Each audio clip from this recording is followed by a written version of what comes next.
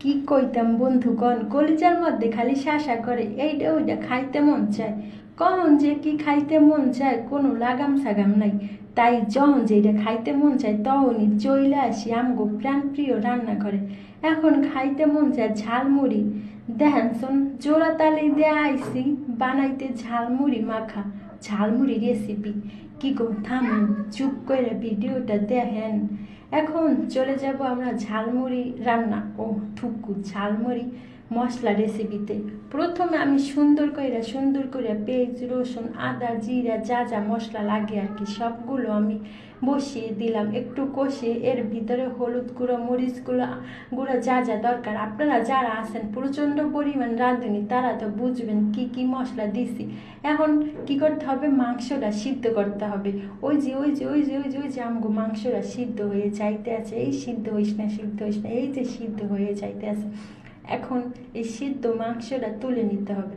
তুলে নিয়ে যে আমরা যে মশলাটা কষাইতেছি ওই কষানোর ভিতরে মাংসটা দিতে হবে। মাংসটা দেওয়ার পরে নাড়াচাড়া এমনভাবে নাড়াচাড়া দিতে হবে যেন নিচে বন্ধুরা না লাগিয়ে যায়, কারণ নিচে লাগিয়ে পড়লে তখন একটু পুরো গন্ধ আসবো। ওই জন্য এটাকে নাড়াচাড়া দিয়ে কষিয়ে নিতে হবে। তারপরে কয়টার ভাগে আলু কুচিয়ে নিতে হবে। আলুগুলো এই রেসিপির ভিতরে দিয়ে কতক্ষণ পরিমাণে নাড়াচাড়া দিতে হবে। নাড়াচাড়া দিয়ে যতক্ষণ পরিমাণ এটা না কষে ততক্ষণ পরিমাণ একটু অপেক্ষা করতে হবে। অপেক্ষা করে যখন এটা কষানো হয়ে যাবে, কষানো হওয়ার পরে এটার ভিতরে একটু পরিমাণে পানি দিতে হবে। পানিটা দিয়ে তখন আস্তে করে একটু, এখন বেশি না, আস্তে করে নাড়াচাড়া দিতে হবে। নাড়াচাড়া দিয়ে কতক্ষণ পরিমাণ রাখতে হবে। রাখার পর আবার কিছুক্ষণ পরিমাণ ওয়েট করার পরে যখন দেখবেন এটা হয়ে গেছে, মানে কষা হয়ে গেছে, কষা হওয়ার পরে তুলে নিবেন। তুলে নিয়ে তখন নামাইয়ে নেওয়ার পরে যাইবেন ঝালমুড়ি রান্না শেষ কইরা কলিজা ঠান্ডা কইরা খাইতে চলে যাবেন। ঝাল কইরা ডেকোরেশন কইরা লেবু চিপা দিয়া খাইয়া ততক্ষণে বুকটা খা করতে এখন একটু ঠান্ডা হইল।